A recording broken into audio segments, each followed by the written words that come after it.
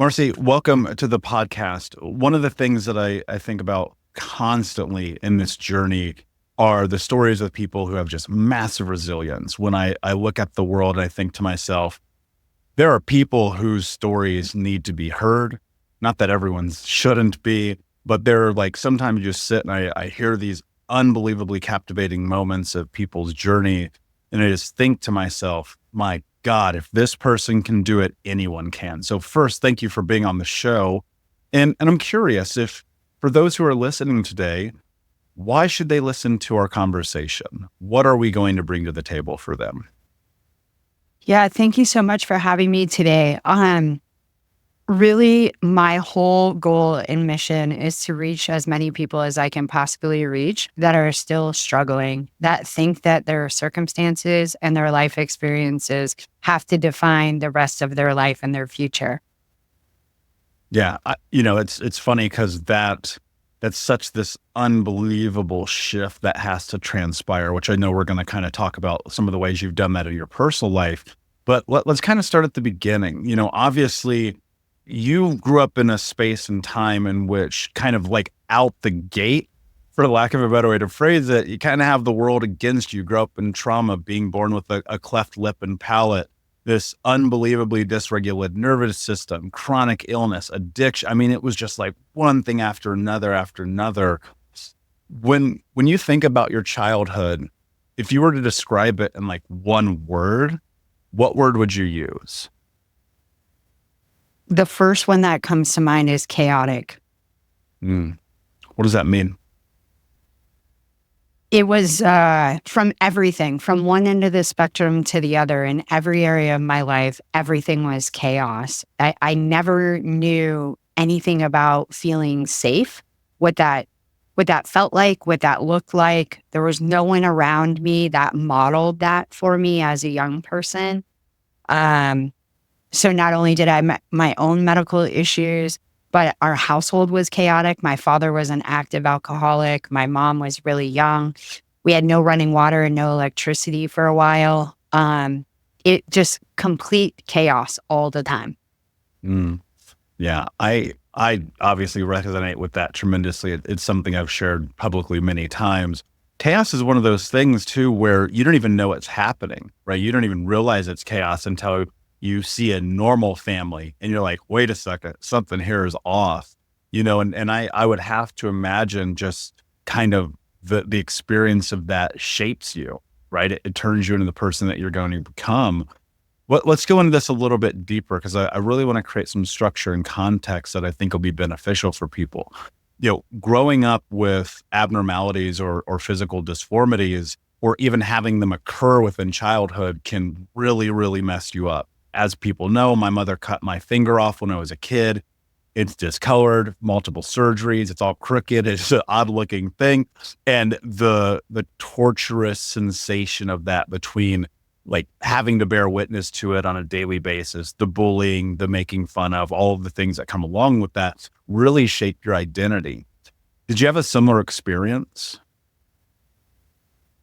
Yeah, when I was young, I grew up in this really small town of literally like 250 people in Vermont. So I was really isolated and insulated when I was young, and I just had my cousins and my family really around me. So I didn't really know per se that I was like different, right? Because my cousins didn't pick on me or, give me a hassle in any way. But it was for me when I went to school. As soon as I went to school, then the kids were taunting and teasing and bullying and name calling and, mimicking the way that my face looked. I didn't speak like I speak today. It was really slushed and slurry. I've had like 6 years of speech lessons to be able to speak this clearly. And in addition to that, I had braces when I was in kindergarten. I mean, just a hot mess. And the kids were constantly reflecting back to me how I was not okay,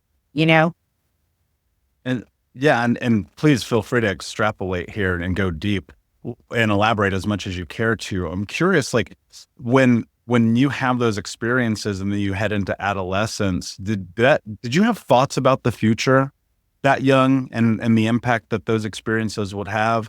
Because I remember as a kid, for me, I'd have those moments, and this is a very truism for my story in my life.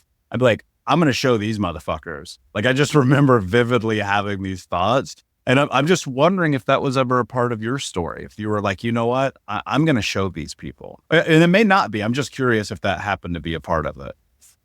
Oh my God. You're like reading my mind. Yes, that was my life. So for me, and thank you for allowing me the permission to go deep, because I'm not sure, what people want to hear or they don't. But essentially, growing up and having my face being deformed, you can't hide that. You can't get away from that. And it literally made me so insecure and so neurotic immediately. And I felt so full of shame just for being alive, just literally for breathing the air that I was breathing.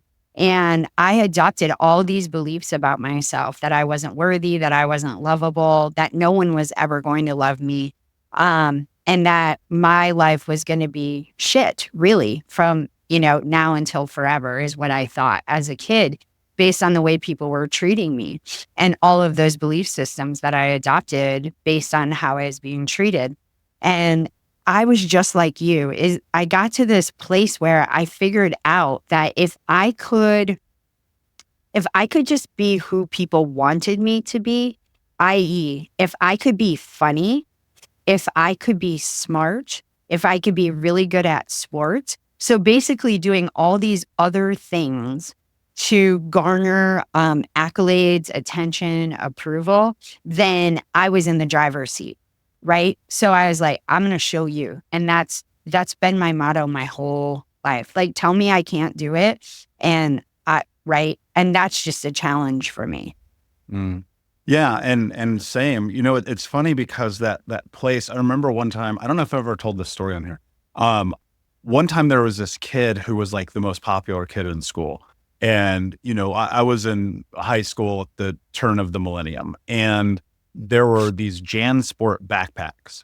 And so they were everywhere. It was like the thing. And like, even though we're in the hood, like we still had like, some kids who had money, and it was always kind of strange to me. And there was Jordans and JanSport backpacks, and we were poor. I mean, same, we had no running water. At this point, I was living at home with my grandmother who was in a coma. Like, it's a whole fucking thing.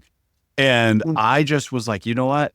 This cool kid, because this is my perception of reality as a teenager. I'm like, well, in order for me to be cool, I have to go get a JanSport backpack. And I mean, those things might've been like 40 or 50 bucks. I don't remember. We didn't have 40 or 50 bucks. So I went and stole one, and I went to school, and it was the same color as this kid's, who's like the most popular kid in school. And oh my God, I got roasted for this, like destroyed. And it was just like, it was so abundantly evident to everyone but me that the thing that I was doing was pretending to be everyone else. And I think that's this incredible byproduct of the trauma and the abuse that we go through, where you mentioned it, and you didn't use this word, but I'll place this word. It's like we become caricatures of ourselves in the hope that people like us. When you were going through that in this space of people pleasing and trying to be what people wanted you to be, and then also excelling at the same time, how did that translate later into life, into your teens and into your 20s? Like what started to transpire out of your need to be seen, to be witnessed, to, be a person? Yeah. Well, things just kind of really got tougher for me, honestly. So it became super clear to me sometime between kindergarten and like second grade. I don't know exactly. And this was in the 80s. That I definitely was not in the societal norm. I definitely was attracted to girls rather than boys at a really young age.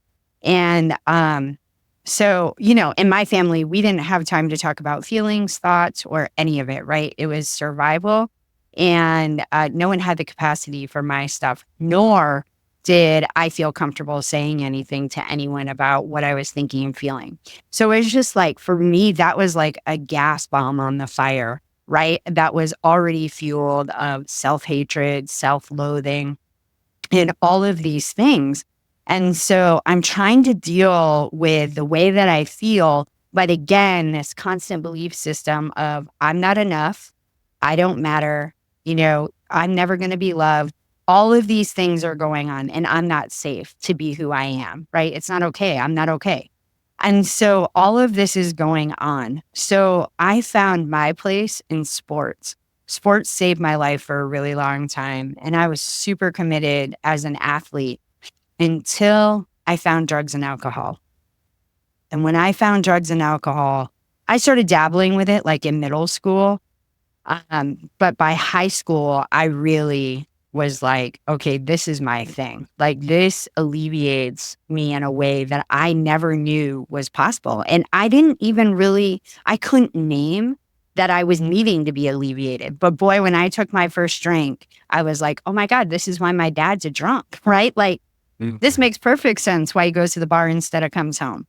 It all just made sense for me. And I'm like, this is great. And he's doing fine. So I'm going to do this. And that's what ended up happening. But I continued to excel in terms of I made the varsity basketball team my freshman year. And I did well in school and, really half-assed my classes and all of those kinds of things. But I was still always hustling for love, always. But the other really interesting thing, and I wouldn't be surprised if you can relate, is that I wanted people to come close. Like I wanted relationships and validation, but at the same time, I didn't want you too close. Like it was so intimidating for me to have any sort of intimacy with anyone. I don't think I ever experienced it really until probably in the last 5 years of my life, honestly. Yeah, I mean, for me, it was, I think just being in connection with people is just a byproduct of existing. I didn't care one way or another.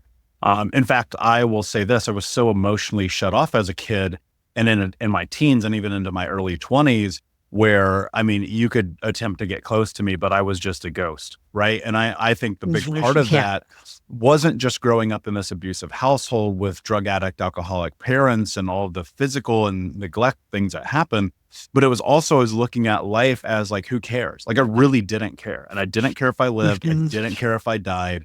My favorite things in the world were just partying and being the life of the party. And when I was lucky enough to work for this Fortune 10 company in my 20s, I spent all my money on other people to make them like me, right? This codependent thing where I'd go buy the bar, spend $1,000 a night, no problem, wouldn't even think about it. You're like, that's stupid. But you don't know that when you're like longing for this thing. But I remember very young, like, and like you experimenting with drugs and alcohol when I was in middle school. By the time that I was in high school, I was high all day, every day. Like you would never see me not high. And I'm curious when you had that first experience, right? And you had that moment of like, oh, it's why my dad goes to the bar. Did that make you feel more connected to him? Yeah, I mean, I always wanted my dad's approval and attention and love, so I'd go to the bar with my dad, right? As a kid? Oh yeah, my dad would pick me up from school and I'd go to the bar with him. And my mom, oh my God, that was like such a point of contention that me and my brother would be at the bar with my father. But yeah, that's exactly what we did as kids. We go sit in the bar with my dad because that's where he was. So I was always vying for his attention and love and approval. And in some ways, yeah, I felt like a kinship with him because now I'm drinking, right? Like he is. And so now we have more in common. It's so sick and twisted, in so many ways. Did you ever drink with your dad when you were in school? No, my dad ended up stopping drinking when I was 15 years old. Oh, wow. Okay. It made me think one of my best friends, his mom would do cocaine with him. And this was in high school. And I always thought that was super strange, except that it's far more common than people realize, right? When you're going through this and obviously a point of contention with your mother, what was your relationship like with her? My mom was my end all be all as a kid. She was like my savior. She's the one that took care of me and all the medical needs that I had. I've had 9 major surgeries, including Mm. 23 surgical procedures. So it started at 3 months old and ended when I was 18. So it was literally one long medical saga from the day I was born until I was 18 years old. And so she was it. She was the one, even though we had nothing, she was the one making sure that I got the correct medical care, the best doctors that we could find, like all of the things. And so she wasn't emotionally available for me because she had not done her own work, but she was there physically, and I always knew I could count on my mom. If my mom said, I'm going to be here at such and such a time, you could count on that. If my dad said that, yeah, no, you had no idea. If, It's when, interesting. Yeah, there's resiliency research done where they have proven time and again, no matter how traumatic your experience is, if you just had one person who was there and showed up when they said they were going to, you are exponentially more likely to have a positive outcome, regardless of what you come from. And so I love that you had that experience. You use this term that I want to sit in for a moment because I think it's something that people deal with today. And I think it's one of those things that is so incredibly difficult to navigate because we don't talk about it enough. And while I recognize that this may not be how you would look at yourself today, at a period of time it was, when you think about like self-hatred, and using Mhm. that term in your adolescence and in your teens and up until whatever point that went away, like what does that look like? Like paint me a picture of self-hatred. I know it's a dark question, but I'm asking it because I know that there are people who maybe they're in that place right now and they don't even recognize it. And if they can get some benefit out of it, I know the question sucks because I'm asking it and I feel it in myself asking the question, but I really think it would help people. Like what did self-hatred look like for you? How would you define that in your life up until the point when it shifted? Yeah, I think that's a great question. And I didn't recognize it as self hatred at the time. So for me specifically, it was I never wanted to see myself in the mirror. Never wanted to look Mm, at myself in the mirror, right? So it was a true denial of myself and who I was and the way that I looked. So that was really very painful for me to look in the mirror. The way just the way that I perceive myself, the things that I said to myself, right? You're a piece of shit, basically, is what I would say to myself, right? You don't deserve anything good. You're not worthy of anything.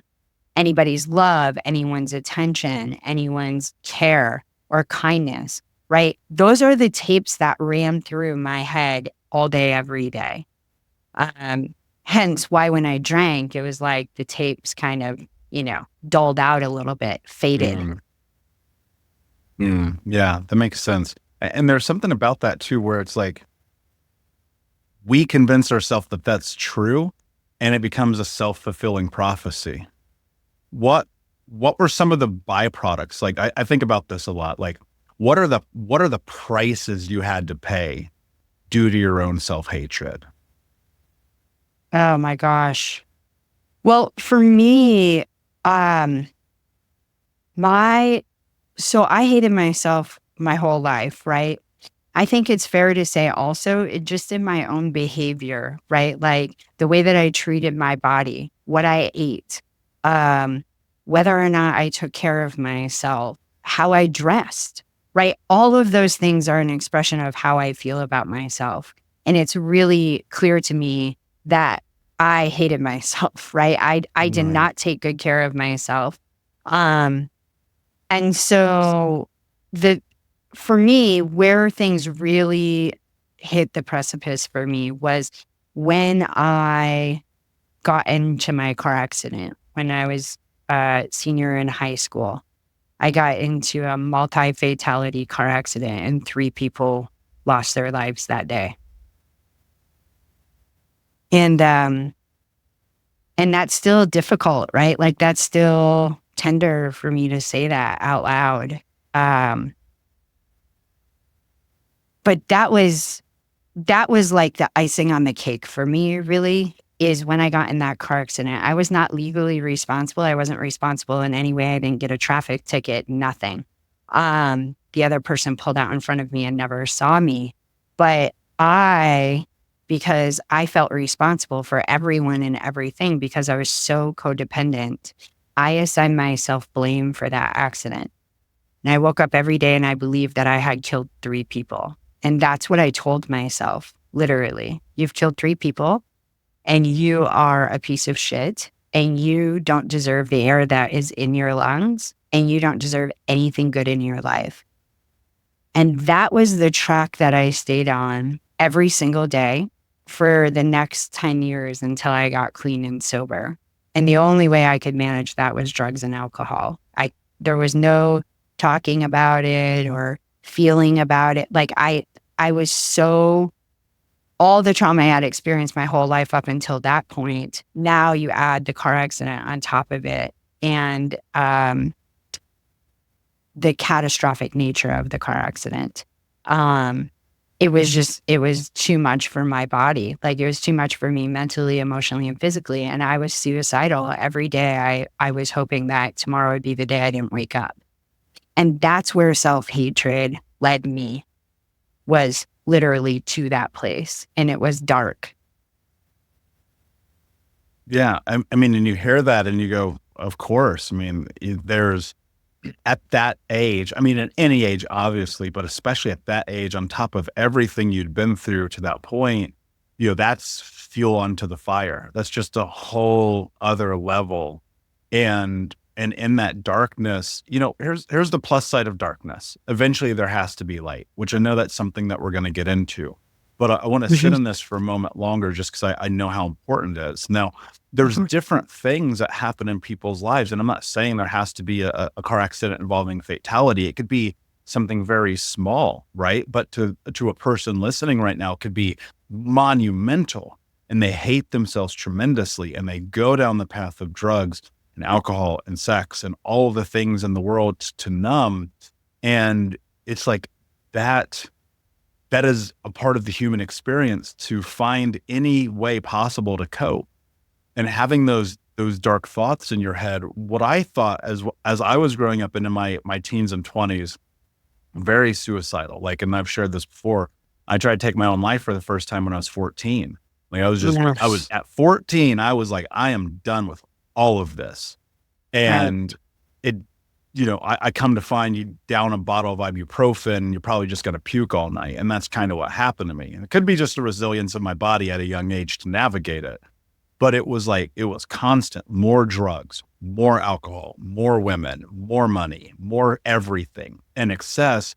And it was just numbing every single day. Cause I eventually even came on the other side of a different level of self-hatred because I'm the guy who made it out.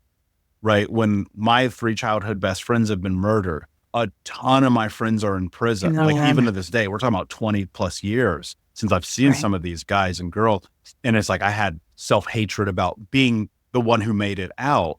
And so I numbed and I numbed and I numbed. And eventually a breakthrough came from a breakdown, luckily. But, when I go and I look at those spaces, I don't think anyone would take from anyone the pain that comes along with the need to quiet those noises. How are you functioning is kind of where I'm leading with this. Cause for me, the day in, day out is just like, fuck it. I'm just going to just wake up and get stoned. I'm going to go to work. I'm going to make a lot of money. I'm going to go get drunk and then hook up with some chick. And I'm just going to rinse and repeat this for 7 years. That's kind of what happened. And so were you cognizant? Like, cause I had some clear moments in my life where I was like, yep, I know tomorrow's plan. I'm going to get high. I'm going to go make a bunch of money. I'm going to go get drunk. I'm going to hook up with a stranger, rinse and repeat. Like I knew what I was doing. Did you have that experience when you were in this dark place, or were you just on autopilot? I was on autopilot. So after the car accident, for about 4 years after the car accident, there was major litigation going on, obviously, because these people had lost their lives. And so I was consumed in the judicial system, right? It was unbelievable, right? So during that time, I was not aware of anything. I was in shock. For years, it was like I would wake up and then after being awake for about 30 seconds, I'm like, oh my God, this really happened. This really is my life. Like, oh, holy shit, what am I going to do now? Like I literally couldn't grasp how big of an event this was. So for those years, it was not aware, just like you. Wake up. I would not put my feet on the floor out of bed until I did bong hits. Like I had a 3-foot bong right next to my bed and I roll over, I grab my bong, I'd have it loaded from the night before and I just start smoking because I refuse to be awake and not be high. And because I couldn't deal, I literally could not deal with it. And then I'd go to work just like you. I'd make money waiting tables and bartending. And then I didn't hook up with people. That was one thing I didn't do because I have some sexual trauma in my past. And I was just like, that wasn't my thing. So I didn't hook up with people, but I get wasted that night on whatever there was to get wasted with. It didn't really matter. And then I go to bed and I do the same thing the next day. And I just did that day in and day out. And it never really changed. When it changed for me was when I met my partner now, Tracy, and she had a daughter. And Brianna was only 8 years old when we got together. Today she's 31. And I raised her like my own. But for the first couple of years that I was in her life, I would pick her up from school and I'd do exactly what my dad did with me. I'd pick her up and I'd take her to the bar with me. Mm-hmm. And that was my wake up call. One day I was driving back to the bar with Brianna and I was like, oh my God, I'm literally doing the same exact thing that my dad did to me. She's in the passenger seat. I've already been drinking and we're on our way back to the bar. And within 10 days, that was it. I haven't had a drink or a drug since then. That was over 21 years ago. It's funny because, and you hear this all the time, but no one ever changes their life until they're ready to change their life. And, here's what I will say about my journey. I never felt like an alcoholic, never felt like a drug addict, never felt an addict of any capacity. I was just like, I've got to turn down the chaos. And one day, I'm sitting and I'm looking at my life and, I'm 26 years old almost, rock bottom, 50 grand in debt, making over $1 million, 350 pounds, smoking 2 packs a day, drinking myself to sleep. And the one thing that was a constant was like, I just don't want to be me.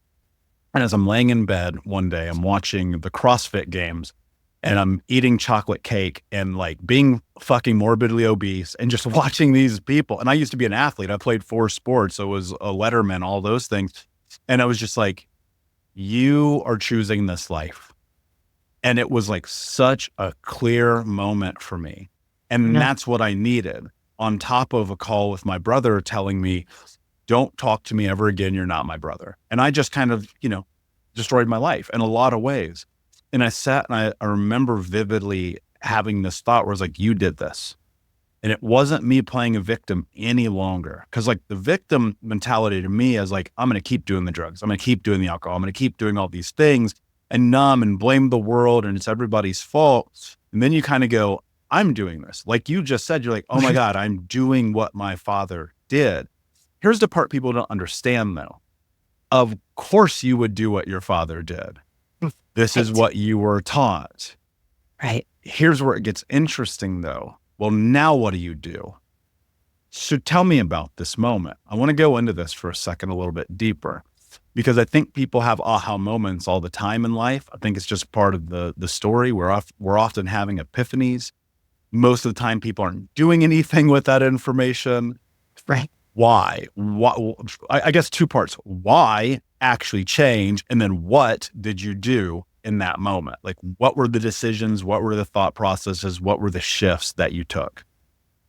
Yeah. So in that moment, I went back to the bar and kept drinking because that's what any good alcoholic is going to do, right? Like you said, like you have the aha moment, but it's do you or don't you take the steps to make a change, right? So I went back to the bar and I kept drinking.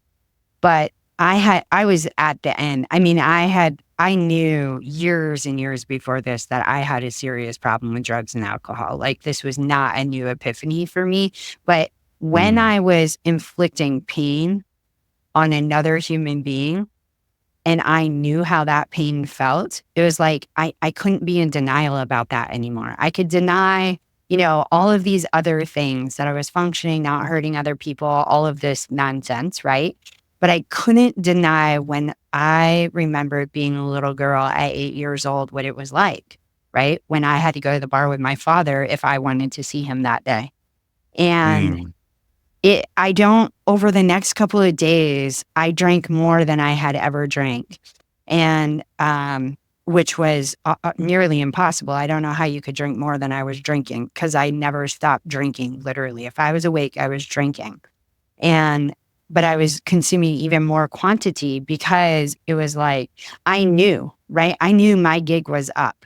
And I was like, well, then I'm going out in a blaze of glory kind of thing, right? Like, I'm going to ride this thing as far as I can ride the train. And, but then what happened is I physically couldn't hold alcohol down anymore. And I couldn't drink water and I couldn't eat food. And my skin was kind of like a gray color. And I was like, this is it. This is it. I woke up one morning. I was supposed to meet a client in my office. It was the biggest, I was a mortgage banker. And it was the biggest deal I had ever written at this point in my career. And I was so drunk still from, the days before. And I had to meet this guy in my office and I physically could not do it. And I was like, this is it. And I went downstairs and this is how long ago that was. I got out the phone book and I called Alcoholics Anonymous. And I have no idea why I called Alcoholics Anonymous because I don't know anything about Alcoholics Anonymous because no one's ever gotten sober in my family in that way. So, but Mm. I called them and they said, there's a meeting actually right around the corner from your house. And I went to that meeting and that was the first meeting I ever went to. And I still go to meetings. I go to one meeting a week. And that's been my path of recovery. It's interesting because you kind of have to have that moment. Like, you really have to have that, lack of a better term, coming to Jesus moment where it's like, here you are, this is your doing. And there is some truth in like that thing where it's like you go a little bit harder.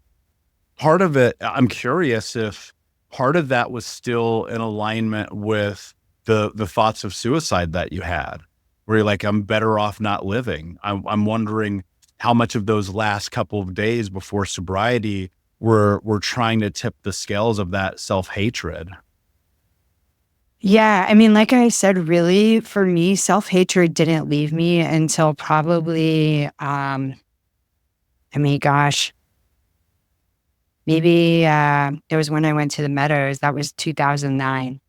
That's when I got to the root of some of my stuff and I was able to let go of some of that self-hatred that I had going on. So I got sober in 2003. So I did that for another 6 years of hating myself.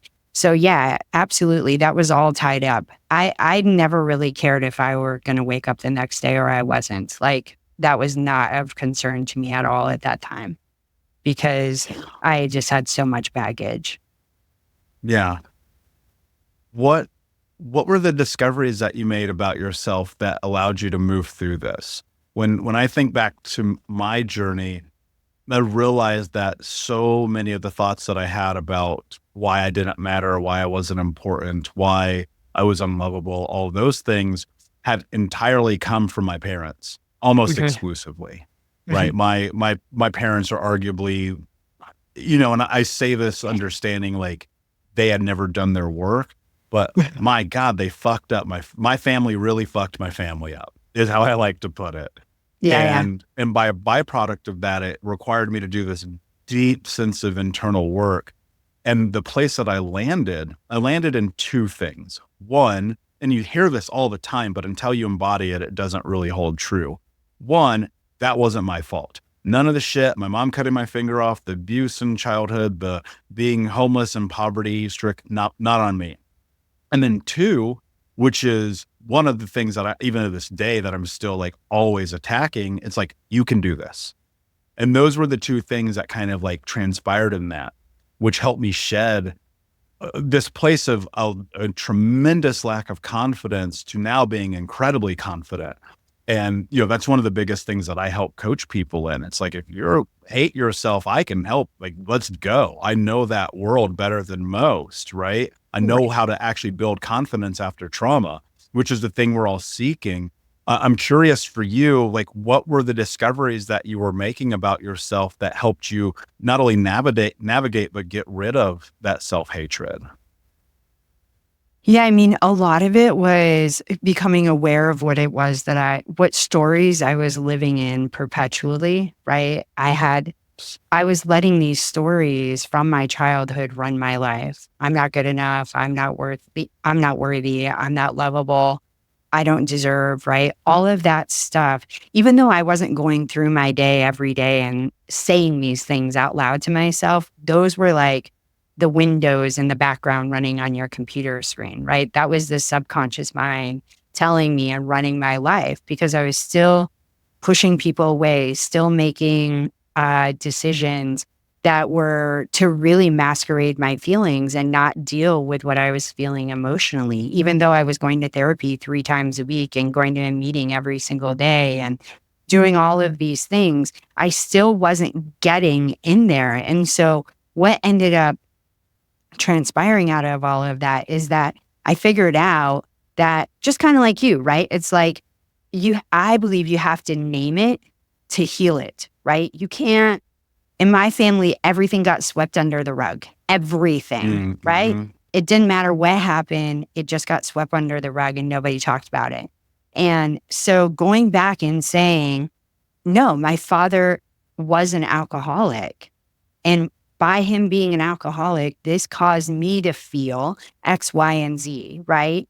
And that sucks, right? But I'm not a victim of that anymore today. But that is the truth of what happened, right? So it was this whole dance of acknowledging what really happened, stating the truth for what it was instead of sweeping under the carpet. Instead, I was like in there shaking the carpet, right? Get all of that stuff out, like what really happened, name it, assign what that means for me, and then move from a place of being victimized by it to being empowered. Like, okay, so you've lived through all of these things. You've made it. You're here, right?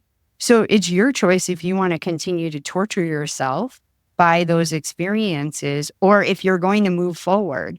And my choice is always the same. It's always to move forward, always. And that's what I did. And and it doesn't happen like, it's not as simple as I'm saying. I understand that, right?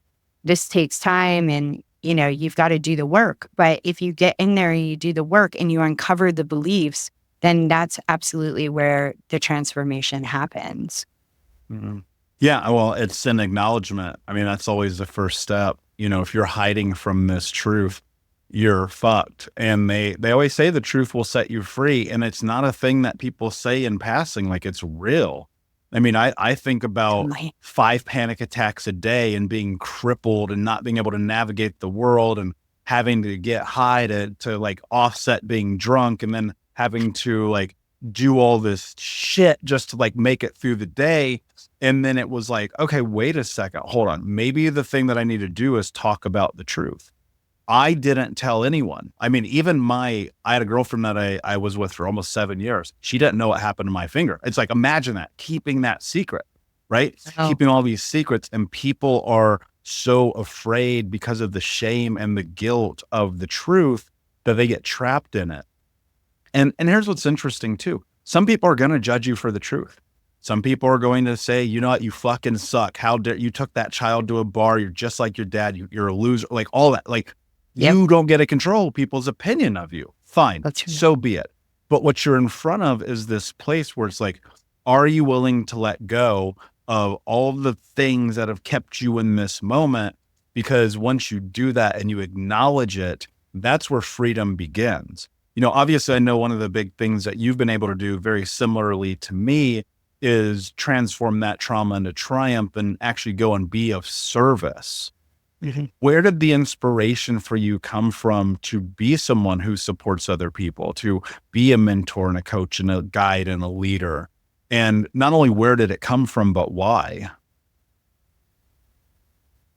Well, this is a loaded question. So, over the next 21 years after I got sober, I was like, I've arrived, like this is amazing, right? And I thought that I had, seized the day per se, right? But the truth Hmm. is things got a lot worse for me before they got better. And up until really 3.5 years ago, they were worse. Because what I did is I traded out addictions. I started working and I got in a sales position as a mortgage banker and I excelled because of course I did, right? Because I'm going to show you, right? And I'm going to show you how valuable and worthy I am. And so I excelled and I ranked in the top 1% in the country and did all of this craziness, right? Worked myself to death. And 3.5 years ago, my body said, no more, no more. You're not doing this anymore. And my body literally came apart. And I ended up having mast cell activation syndrome and histamine intolerance, which is life-threatening if you don't do something about it. And so I got real serious. I got the message loud and clear. I spent 40 days bedridden, and it looks like I may never get to go back to my career in the business that I worked so hard and built. And it looks like my life was pretty much over. They were going to give me whatever they could give me to try to make me as comfortable and symptom-free as possible. But that basically you have to live like this for the rest of your life. And again, I said, that's not an option for me. So I'm going to figure out how to heal my own body. And that's what I did. In the last 3.5 years, I've dedicated my life to figuring out how to heal. And what I did specifically is I dove into meditation. I have always been a spiritual seeker, always, and have always believed in something. I couldn't name it or whatever, but I've always believed in something. And so I dove into meditation. I had been meditating for probably 10 or 12 years prior to this happening, but I got really serious and I started meditating like 2 and 3 hours a day. And I used open focus meditation and I followed Dr. Joe Dispenza for a long time. Hmm. And then his work stopped working for me. But so grateful for the part that it played in the beginning of my healing journey. But I stayed committed to meditation several hours a day. And what that does is regulates your nervous system. And when you regulate your nervous system, then the body feels safe enough to release that trauma. So the trauma is what was making me sick. In the imprints that it had left on my body, it had lowered the frequency in my body enough that it was making me sick. So I realized that not only did I have to, work with meditation, but I had to change my thinking. I had to change the stories that I was telling myself. And the stories I was telling myself were, I'm not safe. I'm not safe. And I lived in a constant state of hypervigilance and fight or flight. And that also was what was making me sick, is that my nervous system was never regulated. So I was angry, agitated, irritated. I had PTSD. I have complex PTSD, the whole thing, right? I had all these things going on. And so I had to change that. I had to get out of that mindset. I had to bring the body out of fight or flight and chronic state of stress into a place of ease so I could heal. And then the third thing that I did was that I committed to raising the frequency in my body. And I did that by learning how to live from a space of gratitude and love. And that might sound really simple, but when you're a highly traumatized person, to literally change your entire life and start living from a place of gratitude and love so that you can raise your frequency in your body, that is no small task. And I've spent the last 3.5 years dedicated to that. And today I have no mast cell activation syndrome, no chronic illness, no histamine intolerance. I have nothing. I take no supplements. I take no medication, nothing. And so I learned that what I think and what I feel is what happens in my body. My body is listening all the time. And that if I can change the messaging in my body, then I can heal my body. And that's exactly how I did it. And so Yeah. I want to bring hope to other people. Yeah. No, I love that. And what I often think about is homeostasis, right? And the natural space for a lot of people. I'm not saying everyone, but I would argue a lot of people kind of have homeostasis from birth. They don't grow up in traumatic households. They have parents, maybe even if they have one parent, they have loving parents. Maybe it's not as chaotic as it is for people who grew up how we grew up. And I'm speaking to the people who grew up how we grew up, just a shit ton of trauma, high ACE scores, CPTSD out the ass, like the whole nine. You want to change your life, you have got to control your fucking body. You have got to calm your central nervous system. You have got to be able to get into a parasympathetic response, understand why your amygdala and hippocampus do what they do, understand your prefrontal cortex, understand the physiological and somatic experiences of the embodiment of trauma in your physical body. Because when you understand that, you can do something about it. For me, a couple of things that I have played a huge role in my life have been not only hypnosis, but meditation, journaling, gratitude. And ultimately it's about getting to equilibrium, right? What I'm always thinking about is this concept and idea of peace. We leverage chaos, if you are from chaos, as a marker for what you believe to be normal. But the problem is chaos isn't normal. This is why if I could, sometimes I think about it as a coach. I'm like, whenever I hear one of my clients say I thrive in chaos, I want to like smack them in the face and wake them up for a second and be like, do you know how insane that is that you just said that? But we have become accustomed to thriving in chaos, to replacing one addiction for the next, for the 100-mile-an-hour days and weeks and months and years that lead to burnout and sickness and illness and eventually death.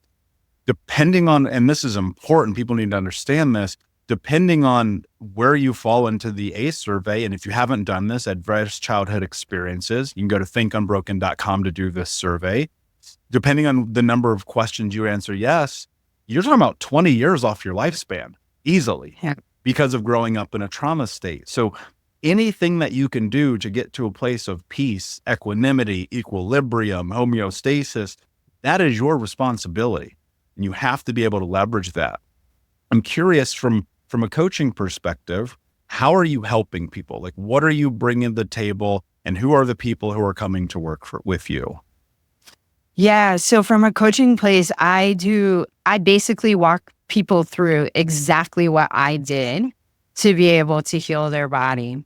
And so it's a long drawn out process. Obviously it takes time, but essentially I figure out what your thoughts are. We inventory your thoughts, which then leads to what are the deep seated beliefs that are under that are running the thoughts. You have to start somewhere. And if you don't even know what your thoughts are, then we look at what your behavior is, because your behavior tells me what you're thinking, right? Like 100%.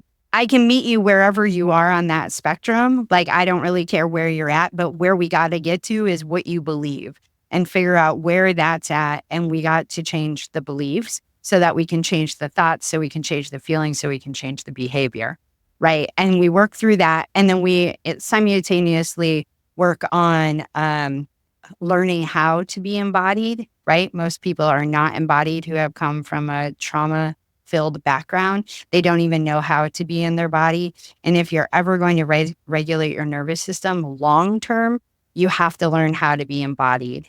And so that is a big part of the practice, especially for people with chronic illness and addiction, like huge. And then self-love, self-care, and then how do you move forward? Like, how do you go into the world and do this, right? And that's basically what everything is encompassed in my package. And then who I'm looking to work with primarily are people who have been through trauma, who are still struggling. My ideal client, honestly, is someone who has done work and they're still stuck. They're like, I don't know. I've been in therapy.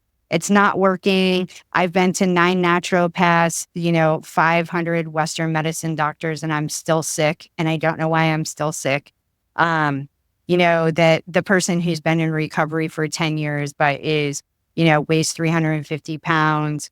Their finances are a hot mess. They can't be in a relationship to save their lives. So it's like, yeah, you stop drinking, but everything else in your life is a disaster, right? Those are my kind of people that I'm looking for, that I Yeah. feel And like I can no, really serve.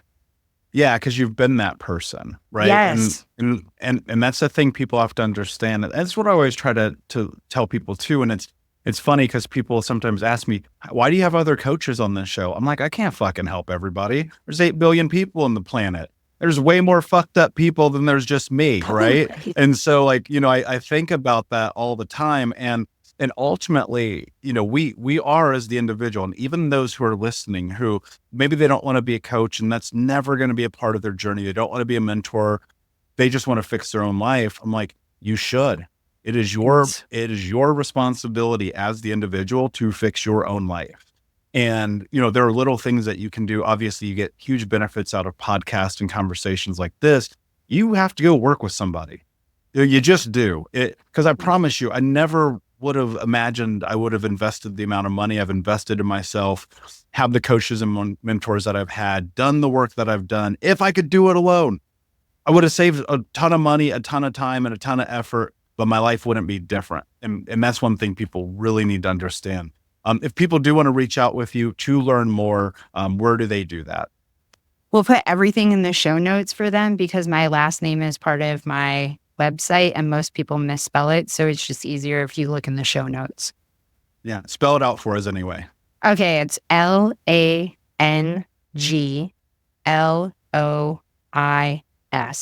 So it's marcylanglois.com. Got it. Perfect. Yeah. And guys, if you care enough about your life, you'll care enough to type that in. I'm just saying.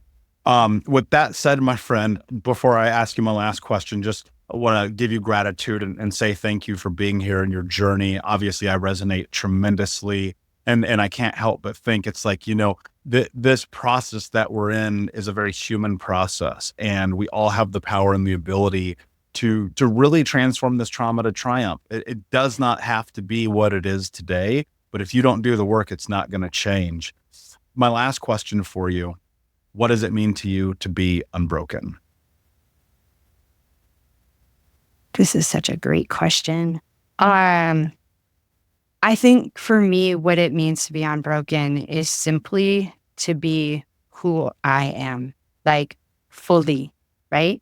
Love all the parts of myself, living in a place of being fully integrated rather than compartmentalized or disassociated or fragmented or whatever other words you would want to use, but to be fully embodied with who I am, where I am, loving and respecting myself as I am. I think that's what it means to be unbroken. Beautifully said. Thank you so much for being here, Unbroken Nation. If this episode resonated with you, go and copy the share link, send it to one person in your phone who needs to hear this story today. Because if you do that, I promise you, you're going to help not only change your life, but the life of someone in your life. And until next time, my friends, be unbroken. I'll see ya.